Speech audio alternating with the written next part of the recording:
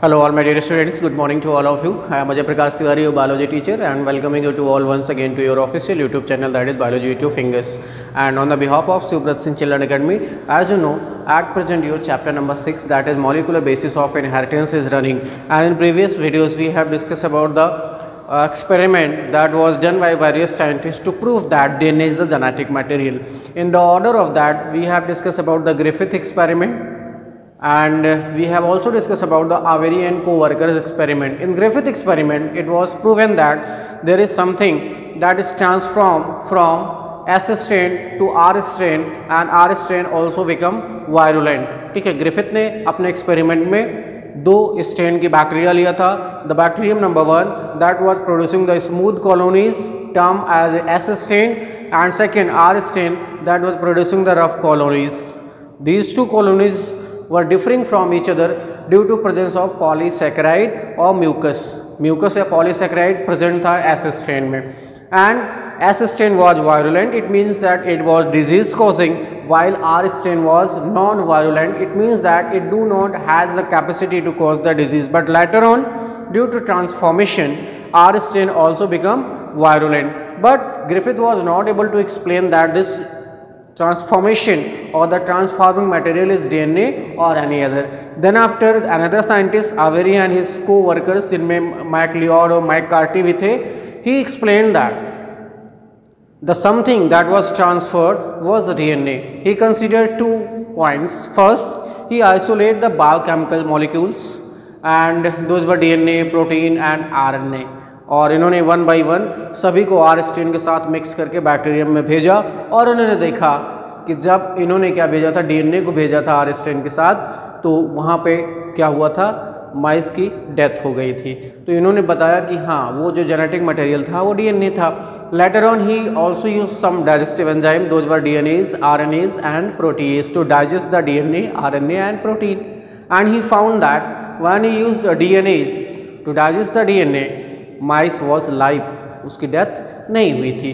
By means of this two experiment he was able to prove that DNA is genetic material, but authentication or complete satisfaction is done by means of Hershey and Chase experiment. Hershey-Chase experiment was done in 1952, and in 1952 it was proven that DNA is the genetic material. So today we will discuss about the Hershey and Chase experiment, and we have also taken the general introduction of the previous videos in which we have discussed about the Griffith as well as Avery and co-worker experiment. So today we will discuss about the Hershey and Chase experiment. That is very important, and you can never skip this point for your competitive examination as well as for your board examination, because this is the key by means of which it was proven that yes, DNA is the genetic material. So without wasting the time, I am moving towards the topic, that is Hershey and Chase experiment. As you know, it was done in 1952. It is also given in your NCERT, and in your note making purposes you all have to note it down, all those points. Those are given in your NCERT without any modification. Actually in your NCERT it is given in very simplified manner. Okay, so we will discuss that. Actually Hershey and Chase experiment was based on 2 things. He taken the E. coli, that was experimental material, that is also known as Escherichia coli, and he also taken the T2 bacteriophages. It means that in his experiment Hershey and Chase taken 2 experimental material. The first, that was T2 bacteriophages, and these were the viruses that infecting the bacteria. Actually T2 bacteriophages, these are the viruses, and these have the capacity to infect the bacterium. Okay, because viruses are the smaller than the bacterium, that's why they have the capacity of the infection in the bacterium. And this virus, that is T2 bacteriophages, is the category of the virus in which various tadpole shape or T-shaped viruses belongs. Out of that, T2 bacteriophage was selected by the Hershey and Chase.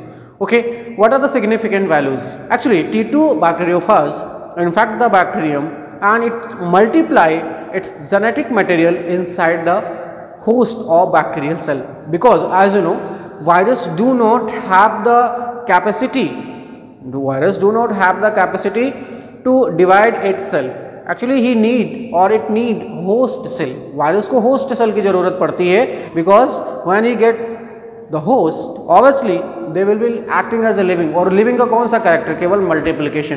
तो viruses multiplication करते हैं, इस वजह से इसको हम living category में रखते हैं, बाकी ऐसे ही पड़े रहते हैं। So bacteriophages infect the bacterium and its multiply themselves and increase in number, और उसके बाद बैक्टीरियल सेल को ब्रस्ट करके बाहर आ जाते हैं, उसे को हम लाइटिक साइकिल भी कहते हैं। ठीक है, so as you know now यहाँ पे मैंने लिखा है to prove that DNA genetic material comes from a Hershey and Martha Chase experiment in 1952 and who worked with viruses that infect the bacteria called bacteriophages. Let's consider the experiment. In his experiment, Hershey and Chase taken two things, T2 bacteriophages, T2 bacteriophages, and the second experimental material was E. coli, that is also known as Escherichia coli. Actually, T2 bacteriophages, these are the viruses that infect the bacteria. Let's take a glance of these viruses. ये बेटा होते कैसे हैं? These are the something like this. Okay, इनके कुछ shape और size हम मान के चलते हैं ऐसे ही होती है। These are the genetic material. Okay, ये है इनका genetic material, that is known as DNA, and rest of the things, these things are made up of protein. It means that T2 bacteriophages have only two things, DNA and protein. So it is very simple to prove that which material is transferred in the bacterium. इसमें से कौन सा material bacterium में गया है, या तो DNA जाएगा या तो प्रोटीन जाएगा. उसके लिए क्या किया गया हम आगे चल के आपको बताते हैं.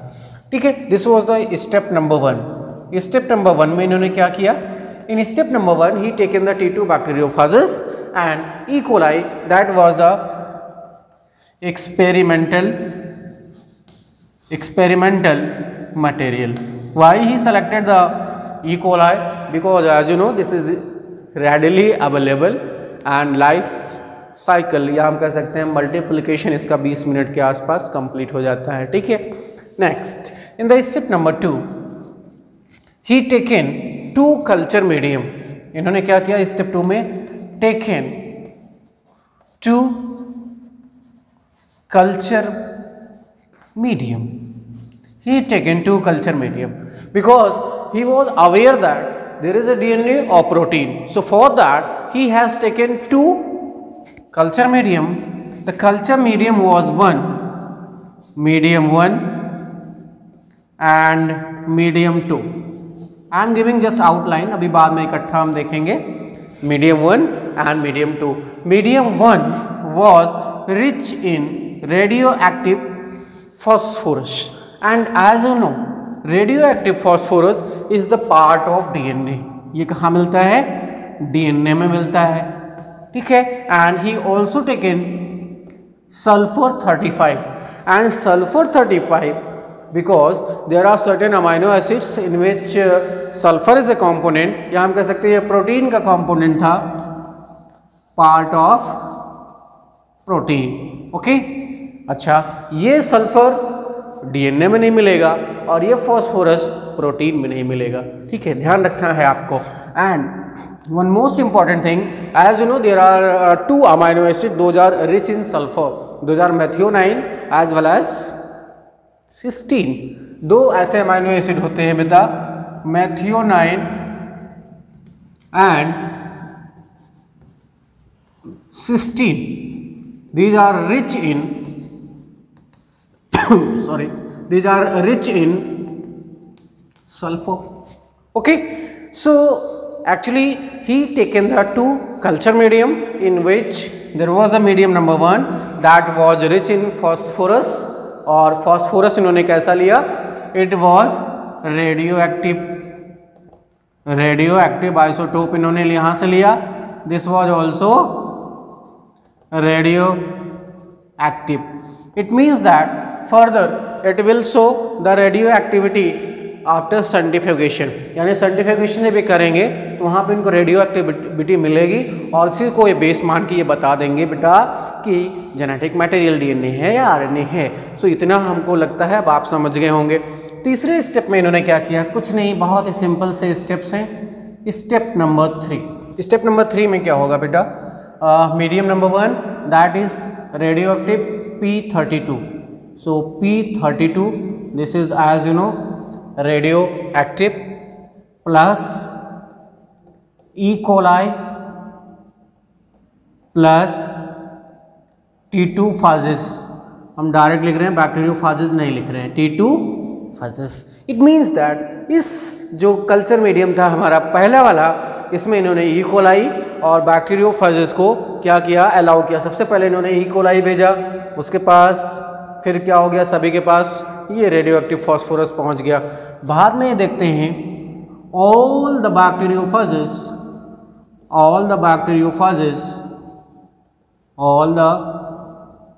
बैक्टीरियोफाजेस labeled with P32। सिंपल सी बात है। स्टेप नंबर आगे इन्होंने फिर क्या किया, sulphur 35 same process plus E coli और इन्होंने क्या किया, T2 फाजेस। अब यहाँ पे क्या हो गया, T2 phages with radio active T2 phages with radio active sulphur 35। Okay बेटा, तो ये टोटल आपका स्टेप नंबर 3 है। उम्मीद है समझ गए होंगे। इन द स्टेप नंबर 1 इन्होंने अपना एक्सपेरिमेंटल मटेरियल कंसीडर किया, स्टेप नंबर 2 में इन्होंने 2 कल्चर मीडियम तैयार किया और स्टेप नंबर 3 में उन कल्चर मीडियम पे ई कोलाई और T2 फाजेस को इन्होंने ग्रो कराया। उससे क्या हुआ कि सभी में लेवलिंग हो गई रेडियो एक्टिव आइसोटोप की। अब स्टेप नंबर 4 में क्या होगा, इसको मैं इरेज करता हूँ फिर आपको बताता हूँ। ओके बेटा, आइए स्टेप नंबर 4 की तरफ। स्टेप नंबर 4 में आप सभी को पता है T2 फाजेस और T2 बैक्टीरियोफाजेस with sulfur 35 and second was T2 bacteriophages with phosphorus 32। मैं आपको पहले भी बता चुका हूं कि ये सारे रेडियो एक्टिव लेबल्ड हो चुके हैं, या ये सारे क्या कर रहे हैं, रेडियो आइसोटोप्स हैं या रेडियो एक्टिव आइसोटोप्स हैं। ठीक, ऐड इन्होंने क्या किया, प्लस ई कोलाई जो कि फ्रेश थी यहाँ पे भी, और plus E coli that was also fresh here. So in this T2 bacteriophages that have S35 and T2 bacteriophages that have P32, now infection is done in the E. coli। उसके बाद इन्होंने क्या किया, एजिटेशन किया। क्या किया, agitation, या हम कह सकते हैं अल्ट्रा सेंट्रीफ्यूगेशन किया। Here also agitation. इसका मतलब क्या हुआ कि जो वायरसेस के बाकी के कंपोनेंट्स थे, क्योंकि वो जेनेटिक मटेरियल अपना ट्रांसफर कर चुका है और बाकी जितना प्रोटीन वाला पोर्शन था उसको रिमूव कर दिया गया। So he remove rest of the protein portion and only the genetic material that was transfer is there and he culture the cells of E coli. ठीक है, यहां पे क्या किया गया, culture the cells of E coli. दोनों जगह इन्होंने ई कोलाई के सेल्स को कल्चर किया। कल्चर करने के बाद इन्होंने क्या देखा, the medium that have S35 was not radio active, वो रेडियो एक्टिविटी शो नहीं कर रहा था, and this was showing the radio activity and that is what, radio active. It means that the genetic material that was transfer is DNA. क्यों, क्योंकि phosphorus किसके पास होता है, डीएनए के पास, और वो रेडियो एक्टिविटी को शो कर रहा है। सो दिस इज जनरल आउटलाइन। अब हम यहाँ से आपके एनसीईआरटी का पैटर्न बताते हैं। एनसीईआरटी ने क्या किया है, 3 स्टेप में टोटल डिवाइड कर दिया है। इन 3 steps, the first step is infection, उन्होंने इन्फेक्शन कराया। सेकेंड स्टेप में उन्होंने क्या कराया, सेकेंड स्टेप में ब्लेंडिंग हुई और तीसरे स्टेप में उन्होंने सेंट्रीफ्यूगेशन कराया। So let's consider the NCERT concept. यहाँ से हम आपको बताएंगे बेटा NCERT कॉन्सेप्ट, NCERT कॉन्सेप्ट। अच्छा, NCERT कॉन्सेप्ट को हम यहाँ से कंसीडर करते हैं। ही हैज़ टेकन 2 बैक्टीरियोफाजेस, इन्होंने क्या किया 2 बैक्टीरियोफाजेस को लिया और ये था हमारा bacteriophage number 1 that has its own genetic material and second one was here. इन्होंने फिर से वही बैक्टीरियोफाज लिया जिसके पास फिर से अपना जेनेटिक मटेरियल क्या था, जो भी था हमें पहले तो पता है आज कि वो DNA था, लेकिन उन्होंने उसको प्रूफ करने के लिए तब उनको शायद ये मालूम नहीं रहा होगा। ठीक है, ये क्या था bacteriophages that was sulphur 35 labelled and here the bacteriophages that was बैक्टीरियोफाजेस